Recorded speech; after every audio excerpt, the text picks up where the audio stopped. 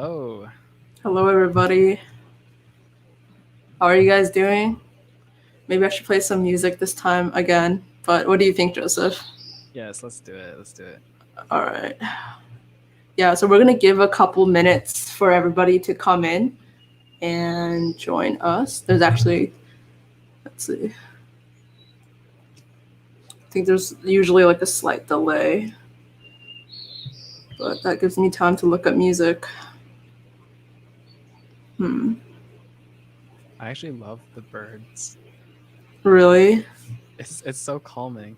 Do you guys hear the birds in the background from Vicky's mic?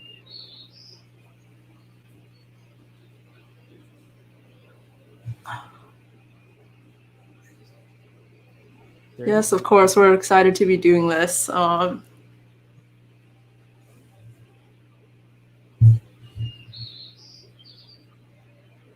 Where's everyone tuning in from? I'm in Ann Arbor, Michigan, here at school. Yeah, and I'm over here in the Bay Area. How's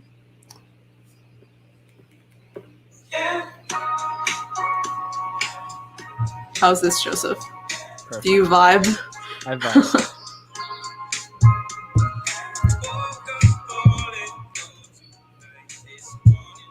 Edmonton, Vancouver, France, nice. Maine, I love Maine. I went to Arcadia. Is that what it's called? Arcadia? Yeah, or is it Acadia? It is Acadia. Acadia National Park. New York. Lots of Berkeley people, of course. Hey, I see you. Go Bears. Go Blue. Georgia.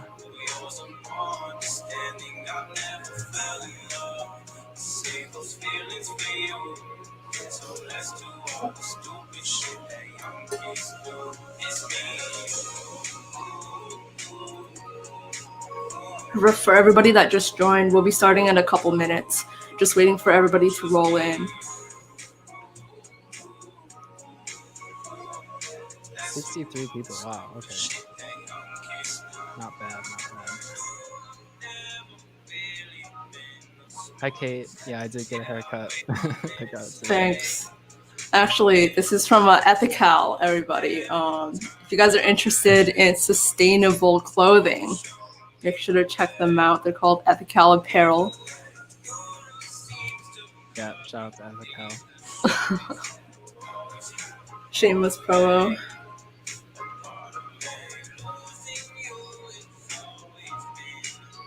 All right, cool. I'm going to show you guys something. So I just sent this in the chat. It's a spreadsheet that you guys can put all your LinkedIn links into. Yeah. So hold on, let me share a screen. We try to do this at every TechPod event, just trying to like connect the members of the TechPod community. Make sure you put your LinkedIn profile in here. And we highly encourage you to also make a post. Posts are great ways to actually get connected to a lot more people in the TechPod community. We've had some really crazy stories. Shout out to Eugene. I want to show you guys something. So at one of our first TechPod events, Eugene attended, and he's really interested in marketing and entrepreneurship. And he actually reached out to one of our panelists afterwards, made a post about it, and then he actually got this like internship at the startup that our panelist is working at, Connecting Place, and now he's a marketing project manager. So yeah, super cool.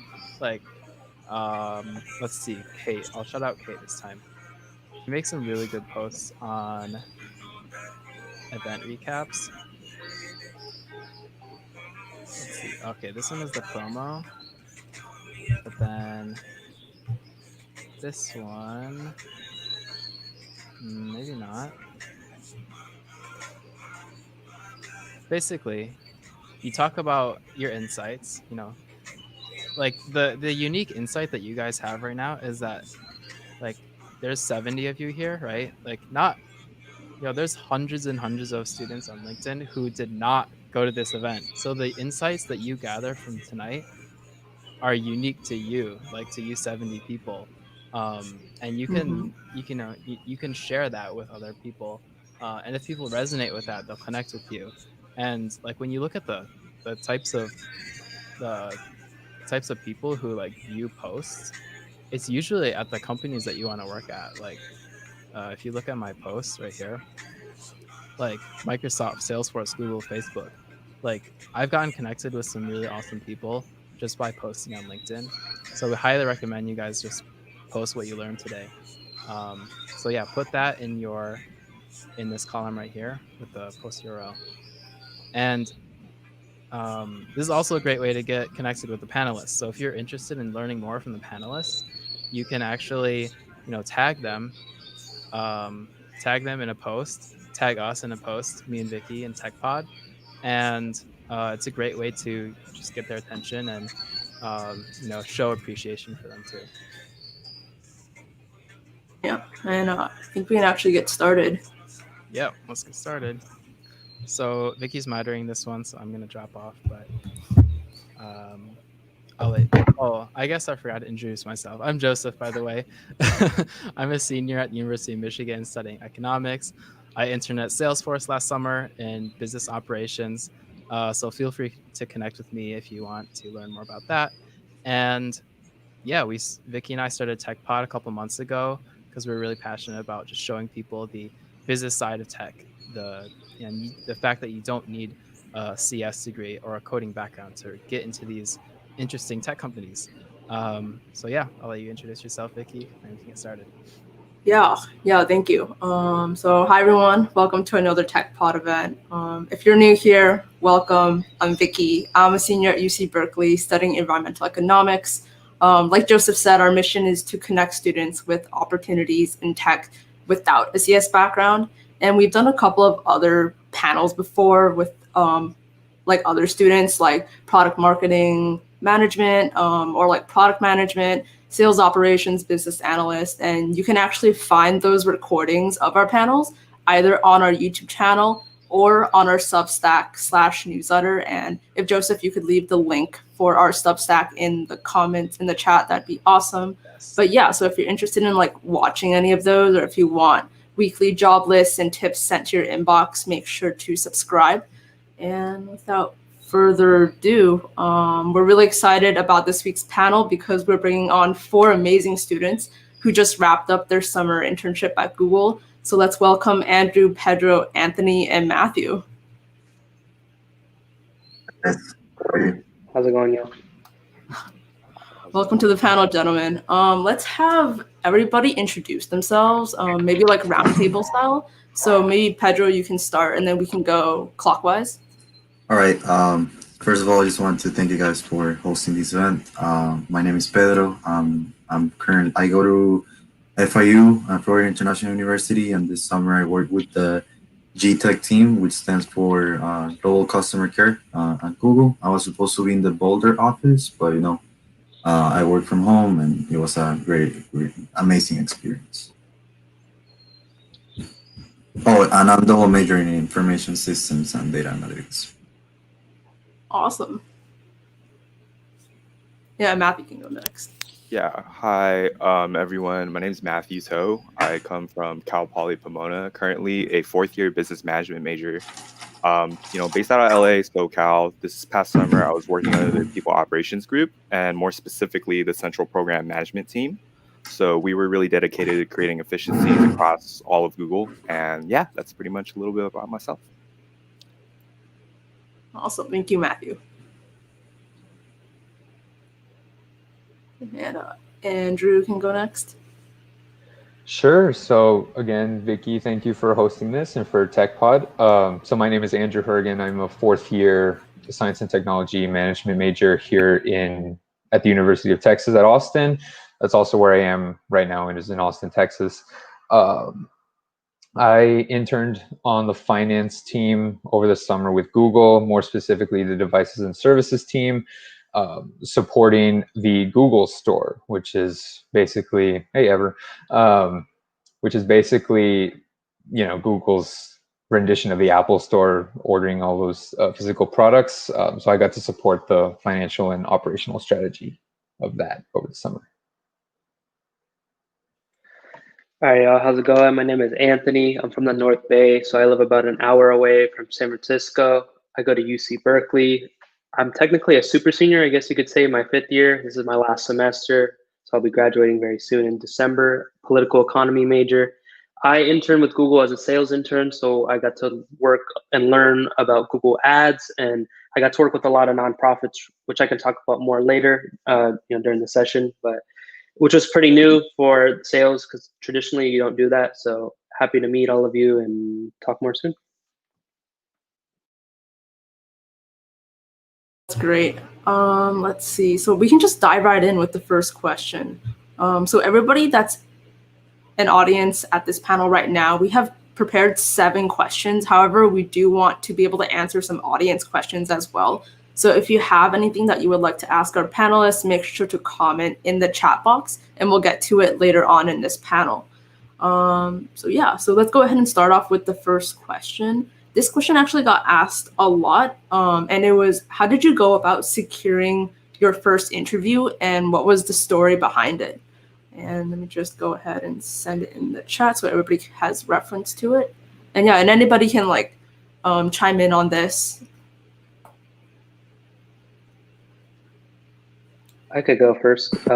Awesome. So mine might be a little bit different, but I did a program also with Pedro. It was called the Bold Immersion program, and that was like last summer, something like that. And it was a really dope program where it really connected 50, amazing people like Pedro and I who want to get into the tech space, who came from underrepresented backgrounds, and it was a really just dope experience. Google, for them, flew them out, but for me, I just had to drive there because I'm pretty close. But we got to learn about the company. We got to get kind of mock interviews and kind of get insider hacks and tips of how to approach the interview process. We had recruiters help fix our resumes. We kind of, in a way, kind of got some tips and kind of some inside information of how to be better prepared. But ultimately, we kind of got our interview through that. But nonetheless, there was still a lot of preparation to be done. Like, it wasn't just any interview where you could just go in unprepared. There's kind of some technical things you want to know. There's some things you want to do to prepare. That's at least my story of how I kind of got securing that first interview. Just to touch on that, I see some questions on the chat.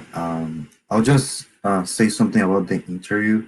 So, we got those tips and everything, but something that really helped me out was to practice with other friends that were applying to the program.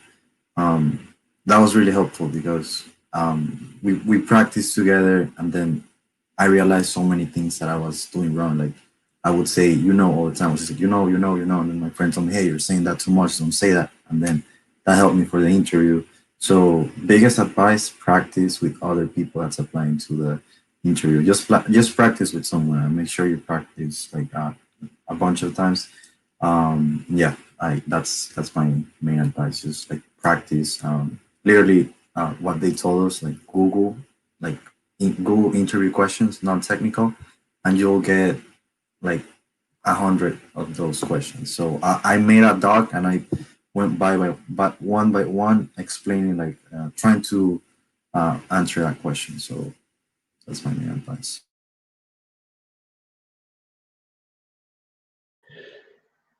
Yeah. So I can speak really quickly. I saw something that referenced me in the chat, but I actually applied to Immersion and I didn't get in. But I think that the learning from that is don't let that stop you from applying again. That's exactly what I did for the internship. Securing, as I think Kush said in the chat about a finance role, I actually didn't know that I was going to be under the finance org until I was slated to interview. And the question is securing that first interview. I think I just demonstrated a lot of authenticity, a lot of emotional maturity in what I felt I wanted to get from the program in my application. So I think that was definitely my strongest asset in, standing out and to get that first interview. Yeah. I'll just say this real quick. It's very similar to Andrew's experience. I was also actually rejected to Bold Immersion, and like him, just trying to make a genuine connection.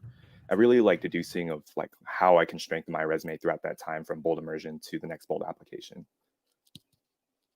Great. I think you guys all brought up really good points. So if you're a sophomore right now, definitely check out the Bold Immersion program. I believe apps open up later this year or like later next, like early next year, if I'm correct. And yeah, and find an interview practice buddy. It's recruitment season. And I highly recommend you hit up people on the spreadsheet who made a post about this event afterwards. Maybe you can find yourself somebody who is also trying to recruit for Google, and you'll be able to practice with them. And yeah, and obviously find other ways to reach your goal. Obviously, the Bold Immersion program is not the only way to get an interview at Google. And yeah, so I guess like branching off of like the interview process, the second question that was brought up a lot also was, what kind of questions were you asked during the interviews? And how can someone who is interested in applying or getting an internship at Google best prepare for it? Yeah, I think I could take that one real quick. Oh, Pedro, did you want to go? No, please. Yeah, Please so a lot of us, I think we signed an NDA form, so I can't get into like actual specifics. But what we can say is that you're leveraged on a couple things. I think something at Google they really emphasizes is general cognitive ability. So are you able to really understand the problem that you're given, deducing that? And the strategy for me personally that I use is really thinking of the context of the problem at a high level scale. So what type of stakeholders, what type of environment are you dealing with, and then deducing it from step 10 and making the resolution and walking them through like kind of a thought process. There's a video on YouTube called like how to do a Google interview, and that was kind of my bread and butter. I also really looked up into the McKinsey, Bain, and actually Boston Consulting Group websites to really deduce case interviews as well. So I think that process really helped me out personally. Something I did too is that so there was like a recruiting event at my school, and I saw some Google recruiters, and I told them like, hey, I have my interview in like a month. What do you recommend? And then they gave me tips, and something that really helped me is to use data for all your like answers. So they ask you something, so okay, you're gonna answer, but you need something to support your answer. And other than that, you don't need one answer. You need 3 answers to the problem they're giving you, because if they don't like that answer, you need to say something else, and you also need data to support it. So data, it's Google too. So data is super important. So at least for me, that really worked. I'm pretty sure I can speak on this part. So, well, I can't tell you an exact question. What I can tell you is there's going to be technical ones in terms of Bold, which could be kind of like a case study, I guess. I just don't want to say a question and get in trouble, but maybe if you connect with me, I could give you a hypothetical question that could potentially be asked, but not the exact question. But you know what I'm saying. But something more of, they want to say how you think. So it's not about having the right answer, but it's about like, how's this person thinking? So an insider tip I could give you is bring a piece of paper, like so you can write notes. That's okay. Like they even told us, like they encourage you to write notes so you can gather your thoughts, keep it organized. So they just want to hear how you think. And then as you approach the question, like you want to come up with the solution. And the reason the note taking comes into in the like good hands is towards the end, you're going to tell them a summary of what your solution is to a problem, because they're going to give you a problem and they're going to want you to solve it. So they want it to be organized, concise, solve a problem. And then behavioral questions. So this is not one they ask them, but like if you like, this would be just a potential in general for any behavioral question. Tell me a time when you failed and what did you do about it? Like, what did you learn about it? So like those type of questions.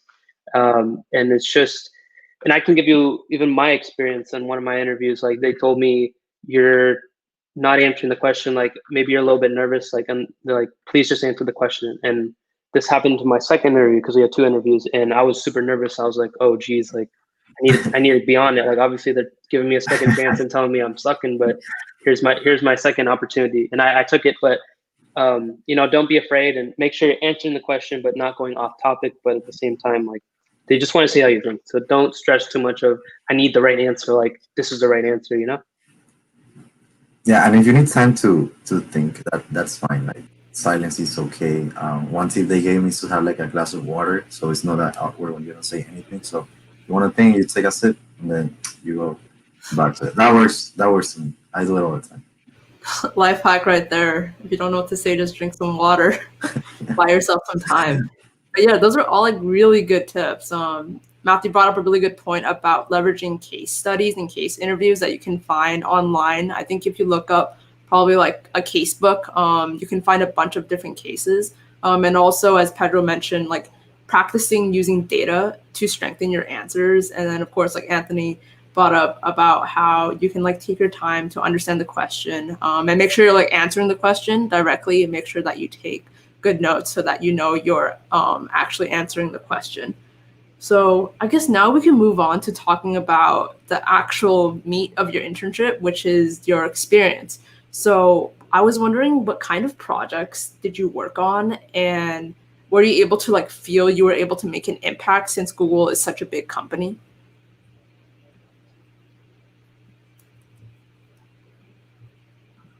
Yeah, so I can start with mine. Interning within the finance org, like I mentioned in my intro, I worked on the financial and operational strategy of the Google store, teetering kind of the balance between finance and supply chain. Can't tell you anything, sadly, anything more specific, because I signed, I think, a little bit too much paperwork about that. But in terms of impact, I really did feel it, because this specific space that I got to intern in, they treated it very much like a startup.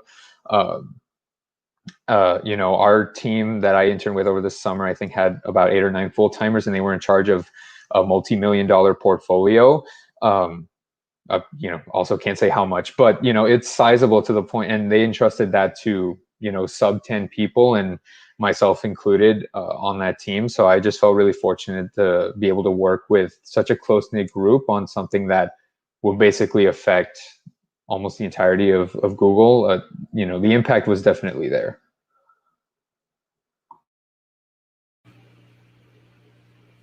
What about the rest of you guys? Yeah. I guess like my experience was really weird because I had like 4 projects actually. So one was tailored around operations, the other was on analytics, the other one was on market research, and then the fourth one was on core HR.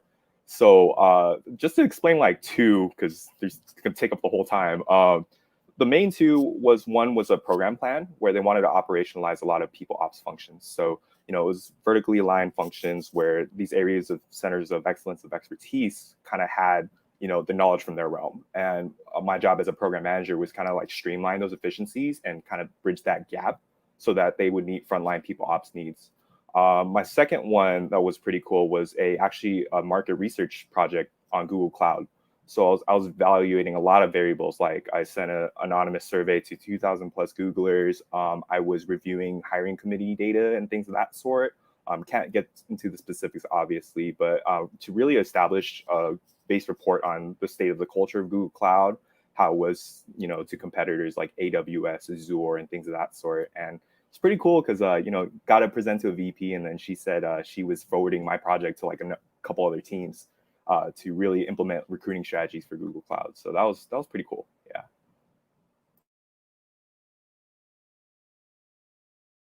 Yeah. It's great. Yeah, go ahead. I can go and explain mine if you Yeah, have time, definitely. or Let's do it.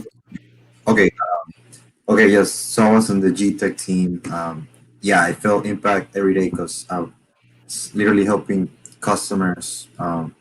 So let's say we have TechPod right here, and you guys reach out because you want to get more impressions on YouTube, or you want to see more people to see your ad, and you're just like, hey, how can I do this? So I had to like whole research and see how can you improve, how can you get more audience, like what tricks can you use. So yeah, that was most of my day, just like strategy and see how can I help you grow and get more impressions, you know. So that was pretty cool on my side. I could share mine briefly. Mine was basically traditionally sales is supposed to be you have like 90 clients or so, something like that, and you're calling them every day and you're trying to like get them to spend more on ads. These are traditionally people who don't spend a lot, but mine, because of COVID, when it happened, there are a lot of businesses that weren't spending as much and things were just different. So I got to work with nonprofits, and Google has a program for Google ad grant called Google Ad Grants. And basically a nonprofit can apply. They can get up to $10,000 per month in free Google advertising.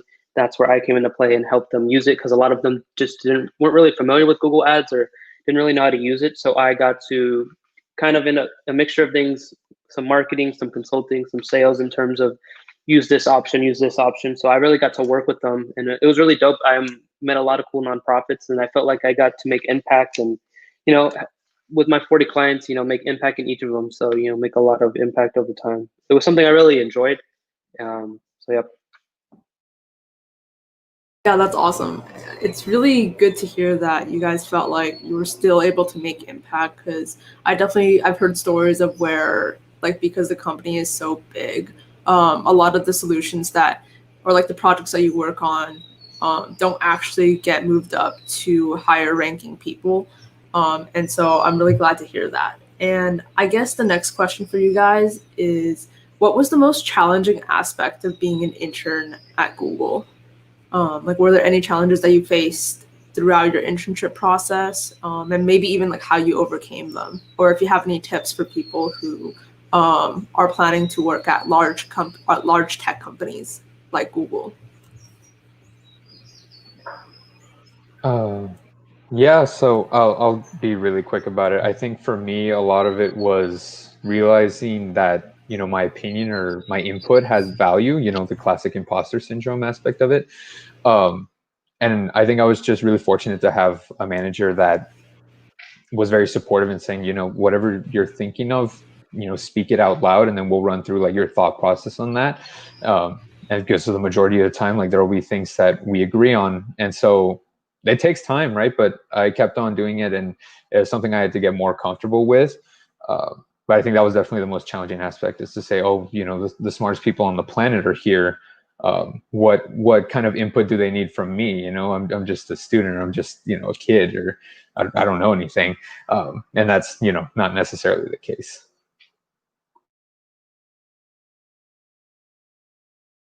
I felt like for me, it was learning the Google Ads platform. Because there's training like anybody can do, but to really like understand it, you have to use it and mess around with it. And by like the sixth client, then I finally got it. But before it was kind of rough. The biggest tip I have is, don't be afraid to fail. In fact, I encourage you to fail, because you learn from that failure. So if you do something with a client, just as an example, and it doesn't go right, or you feel like, oh, I don't know the answer to this, it's okay if, fail, like try to learn from it. Like, don't, get caught up on it. The more you get caught up on it, that's just wasted time. Fail, keep going. Because the more failures you make, like the better you're going to be in the long run, because you're going to know what not to do. So that's a big tip of advice I would give concerns with that. But yeah, the Google Ads platform was kind of hard to use at first, but once I messed around with it, then I became so much more comfortable with it. Yeah, I mean, kind of to Andrew's point too, I was dealing with a lot of imposter syndrome. I come from like a smaller non-target school, and I see Pedro laughing, but it's tough. First day I walked in, my manager was like, "Hey, so you're replacing someone who just outsourced from our team because she's working on an impact project." And then she's like, "Here, why don't you create a bio yourself?" And it was like this girl from Harvard. She wrote like 150-page paper on like solving some water crisis in Ghana, and I'm like, oh, I have no shot of converting full time or anything here. So, kind of sticking to the process. I think Anthony actually mentioned during the interview as well, is like they're not necessarily looking for the right answer, because in tech sometimes they're not necessarily might not be the right answer. So Google's culture is really to overcome it, to stress autonomy, ownership over your projects, meeting deadlines, and thinking on like a high level end scale, and just walking through the process. So even if you do come to a conclusion in meeting, that you're able to explain the rationale, and like Pedro said, kind of backing it with data to assume your validations, because you will be challenged on the terms of a thought process, but that fluctuation in between with the data to back you up will definitely help you out.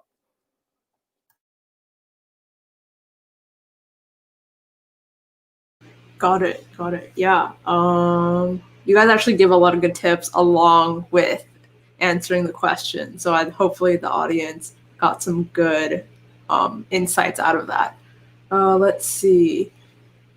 The next question is, how can students from non-target schools differentiate themselves from students at target schools with campus recruiters? And I know you guys just touched upon that, but if there's like anything else you guys wanted to add to that, I think the audience would love to hear it.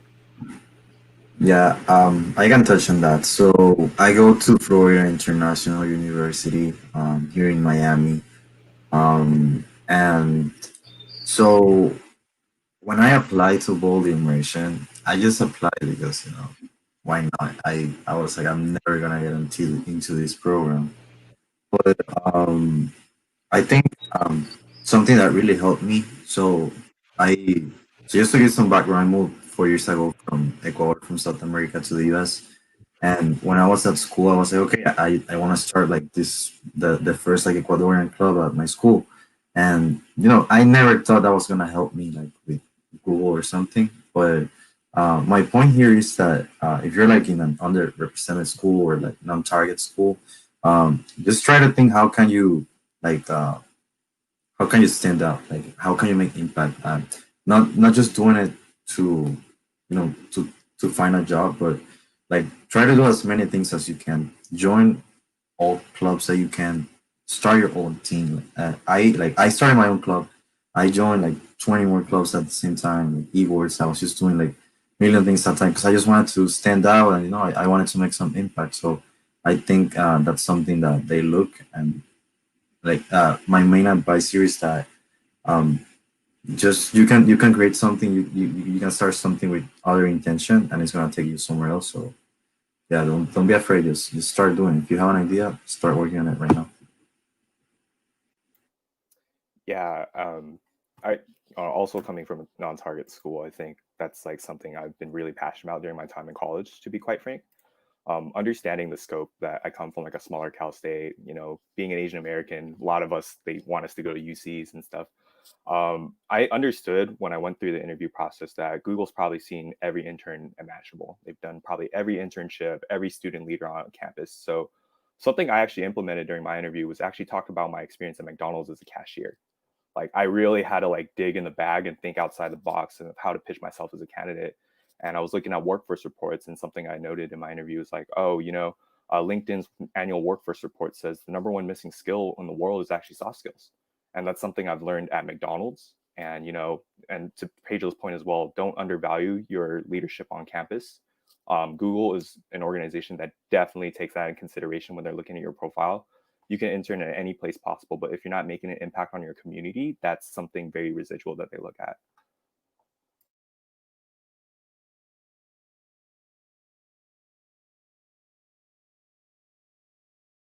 I think that's super unique. Like pitching yourself using McDonald's, using like a McDonald's job as like an example.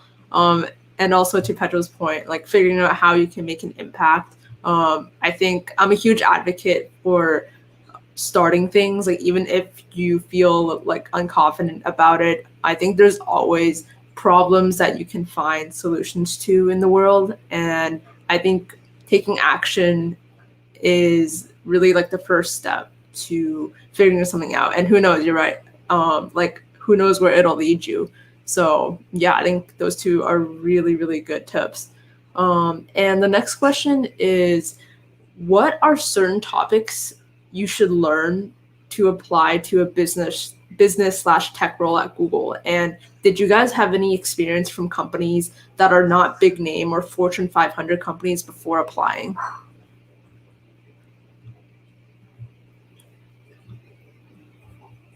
I can start. I think some of the biggest things that are, you don't really, I'm looking at this thing I was going to share. It says 10 things that require zero talent. Some of the things that it could be as simple as being on time, having that work ethic, be willing to stay in the room the longest, even when your boss is left or whatever.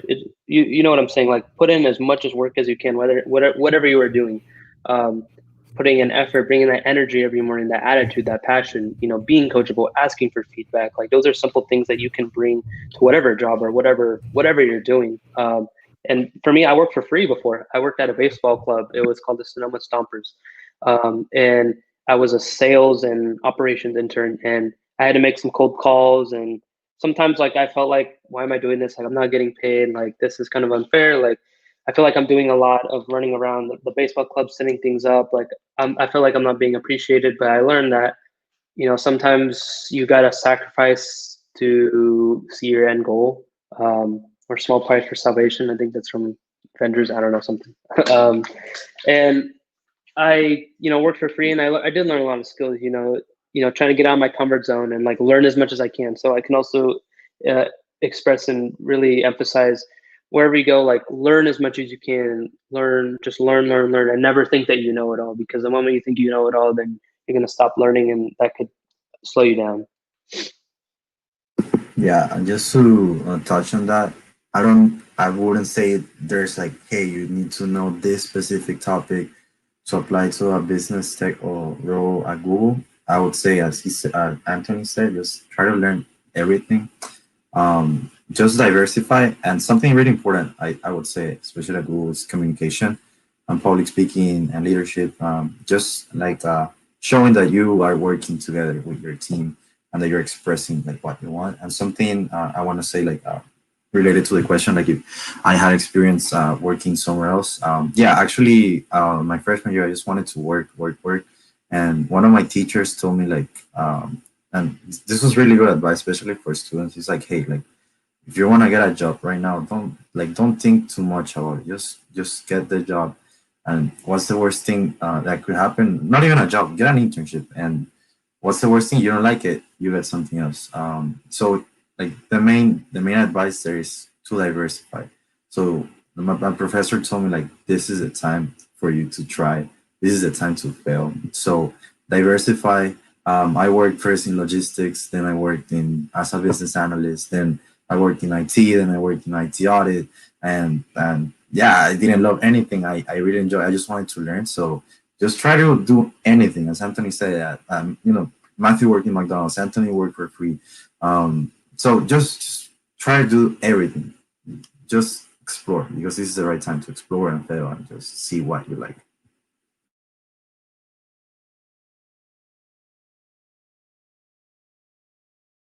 Great. Let's see. One more question, and then we're going to move on to answering some audience questions. And since, like, obviously we're in this COVID environment right now, and next summer it'll probably most likely be virtual as well. And so I think this is a really important question for people who are interested in the internship program. But how has Google shifted the internship experience on a remote level, and has it been beneficial or potentially detrimental to your learning at the company? Yeah, actually, I could take this one.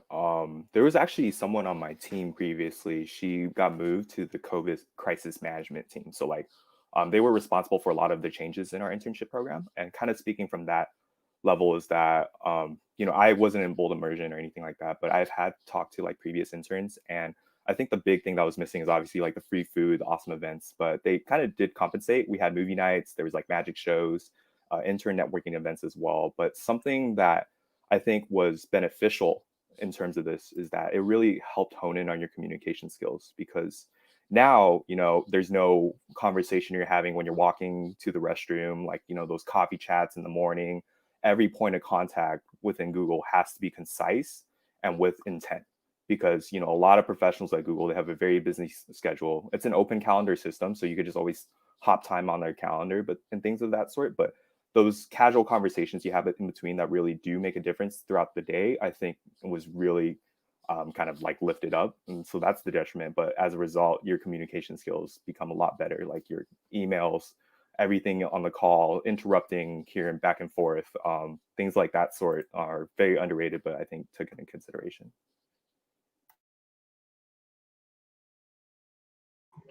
I think going off of that, Matthew, I think summed it up perfectly. But in my experience, it was really cool to see that the full-timers we were working with were also adapting to this at the same time that we were, you know, because the offices had just shut down, I think in late March, in April.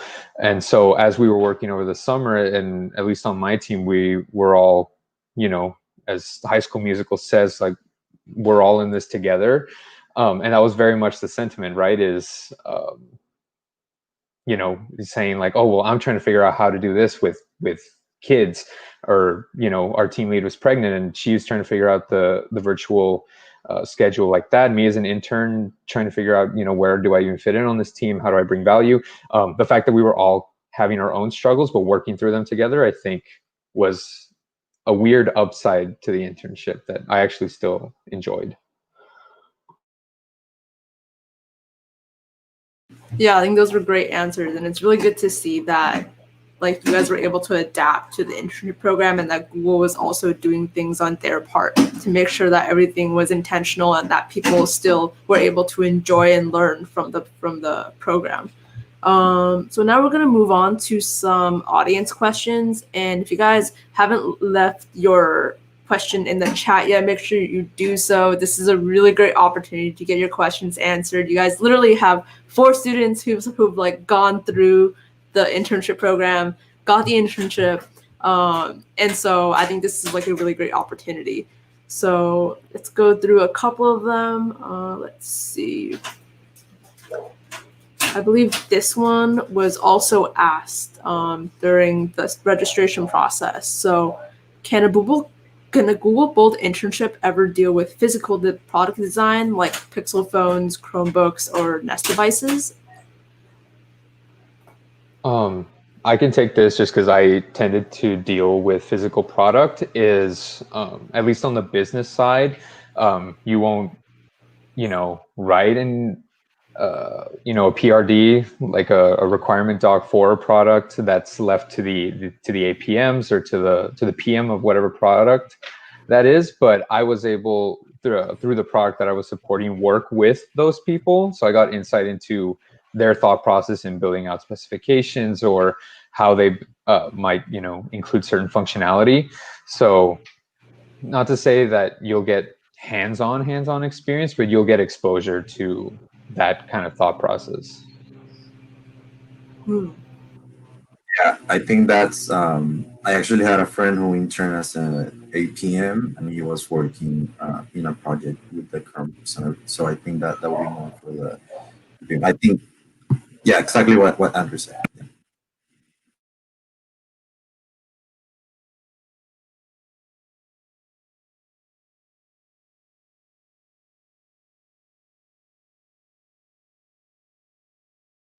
I think you might be on mute, Vicky.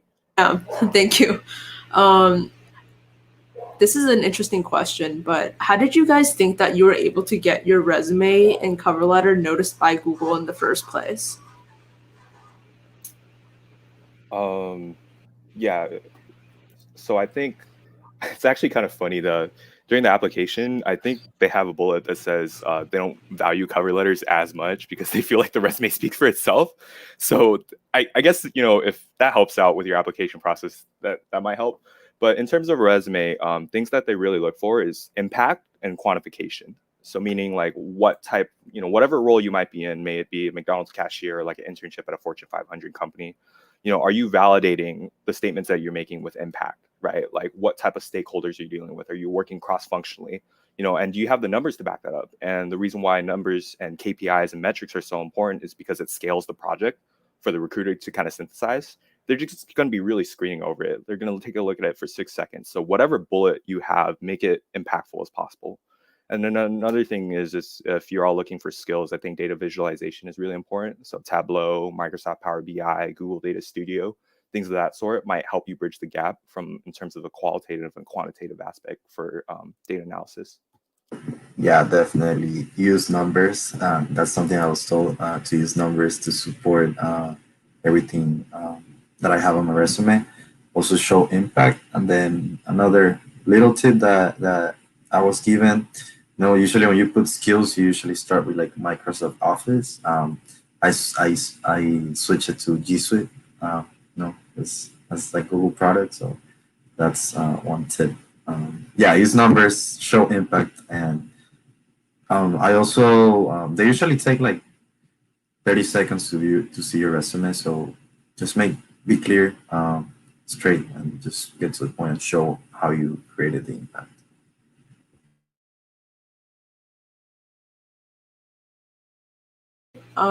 Yeah, I think. No, sorry. go ahead. I'll make it quick. Yeah. I'll make it quick. It's already been touched upon, like the cover letter. Like, I wouldn't bother with it if I'm being honest. Like it's already been said, they really just don't look at it. There's just so many people who will apply. But if you want to, you really feel like you something you want to share, by all means, go ahead. But kind of like what they've been saying, like make sure you show impact. It doesn't matter where you work. Tell me what you did. Like I was helping my friend with the resume the other week, and he worked at a law firm, and he did an internship before that at a law firm. And I said, well, he's like, I really didn't do anything. I said, well, you had to learn like some information, right? And he said, yeah. And he said, I'm like, okay, like in 4 weeks or however long the internship was, like you had to learn a bunch of information and stuff, right? And he said, yeah. I'm like, well, put that in there. Like you had to learn all this information in a short period of time, and you were helping clients every day. Like you got to step back and maybe ask a friend to like ask you what you did, but like you need to like understand, what did I do? Like, and keep track, like especially if you're going to do an internship, like keep track of those metrics and numbers. Like they made us do that at Google for kind of final evaluation stuff. But looking back, like once that I had all that information recorded, it was so much easier to put on my resume. Just as an example, 70% of client calls did this, or whatever the impact was, or maybe you started something and it was executed, or you led something, or whatever it is. Like show that impact, because I want leaders, people who are not afraid of like going against the status quo and like want to be creative and think outside the box. Like those are the type of people they want. So show that impact on your resume is really important for them to, if you want to get noticed and that type of thing. Yeah, definitely. I think as all of you guys mentioned, quantifying your impact is really important, especially since like recruiters don't really. Oh, Matthew, not sure what happened to him, but hopefully he'll come back soon. But yeah, it's really important to quantify your impact. Just because recruiters don't have a lot of time to look at your resume because there's so many applicants. Let's see. Let's move on to the next question. And this kind of relates to it too, because I think, obviously submitting your application is one thing, but then there's also the aspect of networking, right? So Arnav was wondering if you guys would recommend cold emailing or messaging people at Google, maybe on LinkedIn, and if that has like been a strategy that's worked for you, or like how would you go about this / like would you recommend it? I want to. Oh, go ahead. Are you sure? I'll be really quick. Yeah. I'm actually coaching one of my friends kind of through her application process for Bold, and she's been struggling with connecting with full-timers on LinkedIn, and even I, as like a former intern, sometimes struggle with connecting with full-timers. So a lot of what I've taken it upon myself is hi Matthew, is being that resource for the people that are close to me, which now includes all of you guys watching me. That don't, I use myself like as a resource to reach out, and hopefully I can try to connect you guys with something that might be interesting to you. Just because I know, I've been on the other side a year ago, and I know how difficult that can be. So I think the first step is kind of knowing already someone on the inside. By being at this panel, you already know 4. So good on y'all. Yeah, I plus one of that. For my internship, I reached out to like former Bold interns, and I told them like, "Hey, this is me. I'm applying. Do you offer any tips?" And they texted me. It's like, "Hey, I can help you. Let's have a phone call. Do this, do that, and you'll be fine." And that really helps. So you don't lose anything if you reach out to someone in LinkedIn. The worst thing that can happen is that they don't answer you. So just be gentle. It's like, hey, just like tell your story.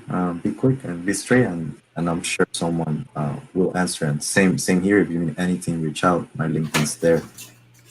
I was just gonna add, someone, before I got Google, obviously not very many people reach out to me, but now that I am, a lot more people reach out to me. So please be straightforward with what you want. It's okay that you want to ask me something. Or I know most people just want, look at my resume, or I will have a question, or I want to chat, but please just be straightforward with it. This is not Instagram. This is not Facebook Messenger. Yeah. Like, don't make it weird. Just say, hi, my name is so-and-so. I come from this university.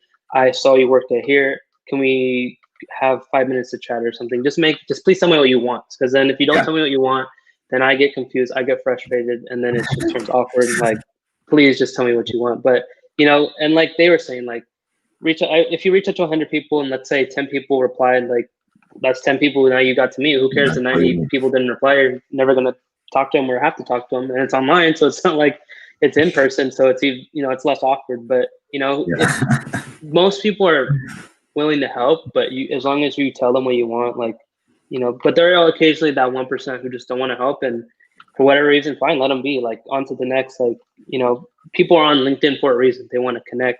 They want to, you know, learn different things. So that's what I would recommend. Like, you know, reach out, keep it simple, keep it direct. If it doesn't work out, don't pester the person. Just move on and go on to the next. Yes, personalize every invite, please. So I'm sorry, I'm on my hotspot right now. I missed everything, but everything you all just said is perfect. Something I would add on to is also, I think the four of us can relate, is that we're not characterized by just Google. Like, there's other things we've also done of our careers. So like, try to understand that journey, and like, to Anthony's point, be very concise of what you want, make use of what your time, especially if they're dedicating that time to you. So, you know, if you're in the meeting and everything's about Google, sure, but keep in mind that we're also humans. Like, we work for this company and everything like that, and it's amazing, but at the same time, we're also human. So there are traits in us that are very, like, unique to ourselves. Yeah, wow, things just got deep, but really appreciate you guys like giving those answers. I gotta say, like, Anthony gave some of the most concise answers I've ever had on like LinkedIn Messenger when I was like reaching out to him. But yeah, I agree with that. I've definitely like met some professionals that told me like straight up when I was trying to like copy chat them to just be straight in terms of like what I wanted from them, and like not like fluffing things up a little bit too much. But yeah, let's see. Let's move on to the next question. Let's see. Trina, I think Matthew gave a really good answer in terms of imposter syndrome. So I would highly recommend checking out his answer after the end, or like after this turns into a replay. Let's see. Alexandra. I believe there isn't a PM opportunity within Google Bold. Yeah, you'd have to apply to just the APM program. You'd be able to have a chance to maybe work with product managers, but to be a product manager or associate product manager at Google, you have to go through their specific program. Yeah, it's a separate application. And hopefully that clears things up, Alexandra. And we have a question from Tiffany. So if you're a sophomore looking to apply, is it okay to refer to work experience from high school, or should we try to draw our experiences from college? I had the same question when I was actually freshman or sophomore to like a career recruiter, and they told me if you want to show it, that's fine, but try to, like, once you're in college, try to show everything you've done in college, so that you can demonstrate that you have used your time in college to do new things, to start a new project or start a new internship. If you think it's really impactful what you did in high school and you want to talk about it in the interview, add it to the resume. But I would recommend focusing on what you have done in college, and then maybe during the interview you can say like, hey, I did this during high school. But yeah, I would say focus on what you've done in college so that you can show that you've been active and doing other things. I don't know if you guys have another opinion. I completely agree. I think high school, you should probably, start filtering that out and put more college experiences because you're attending clubs and organizations. I will say the only stipulation that might be to your advantage is during the Google application process, they have a list of organizations. So if you happen to be somehow affiliated with one during your time in high school, for example, like Posse, I know the funnel for MLT is very big. Maybe put that in, but I think that would probably be to your best strategic advantage as an applicant.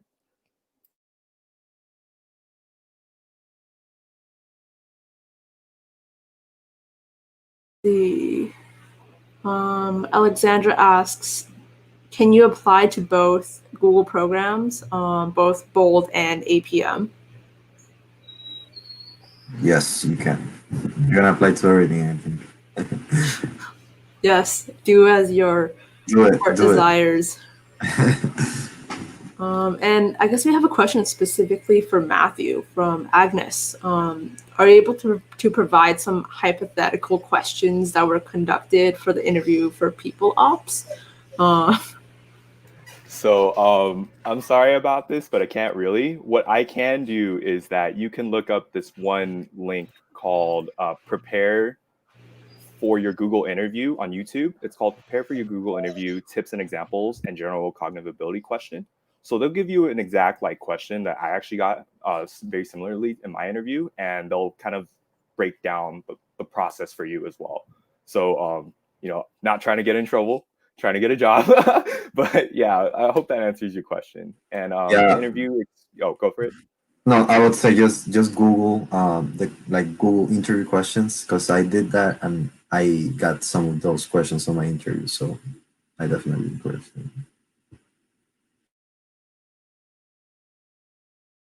Okay. And yeah, that's great. Yes. Hopefully that helped you out, Agnes. We're gonna wrap things up with one final question. And this was kind of like a general question, but do you have any advice for job seekers or students who are trying to land an internship at a large tech company, or maybe just try to get their first internship? Do you guys have any advice that maybe people have told you, or mentors have taught you that you would want to share? I can give my quick answer on that. And my mentors and a lot of the people I've surrounded myself with, I think just cohesively agree that demonstrating passion, at least in my case, helped a lot, especially getting into the tech industry. Because my prior experience was working for a Latino initiative. I'm Latino by culture. The last name betrays me, but that's a different story. And so I worked on that and seeing all the amazing things I learned from that experience, but then also how did I want to tailor that to what my passion was in tech, through my major, through, these prior experiences, because you got to really find out what you like about it, because, that's all you'll be doing, right? In these big tech companies, that's their thing, right? So if you don't love a certain aspect, or if you don't find your reason of why this industry or why this company, then it might not be a great experience for you. I think everyone can find something that they enjoy about tech, about Google. I think you just have to put in the emotional, introspective work there to figure out what that is for you.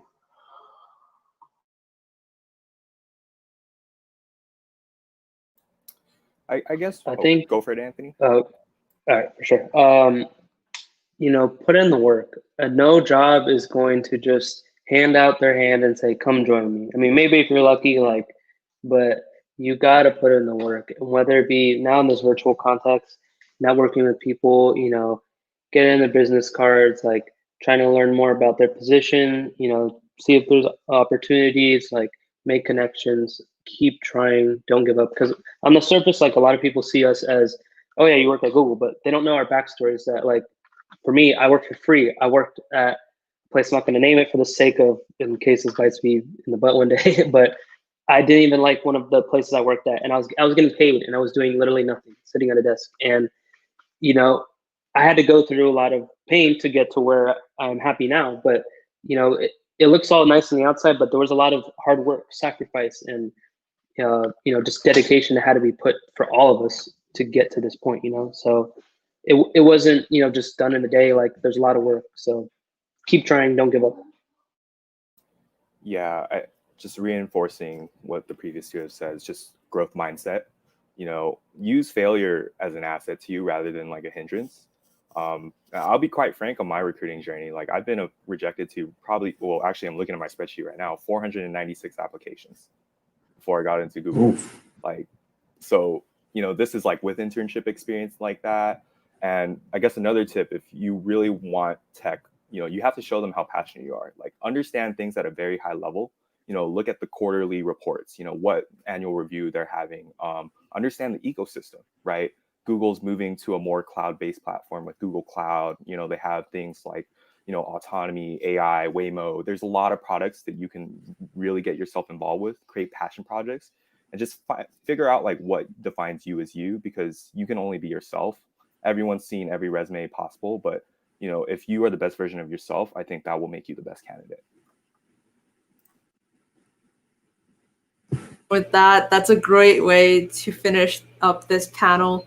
If you guys enjoyed this, for the 53 of you guys that are still here and kept with us through this full hour, please give a big thank you to Andrew, Pedro, Anthony, and Matthew for doing this panel. Hopefully you guys got a lot of really insightful tips and advice for this upcoming recruitment season. And make sure to sign up for the Tech Pod newsletter if you guys want weekly job lists, and as well as a copy of our previous panels as well. And that's it, guys. Thank you guys so much for coming. And let me just add Joseph back to the stream real quick. And that's it. Thanks everyone for coming. Definitely check out Tech Pod newsletter if you want more updates. And thanks to all the panelists for coming out and giving all this great advice today. Yeah, and of course. Thank you, guys.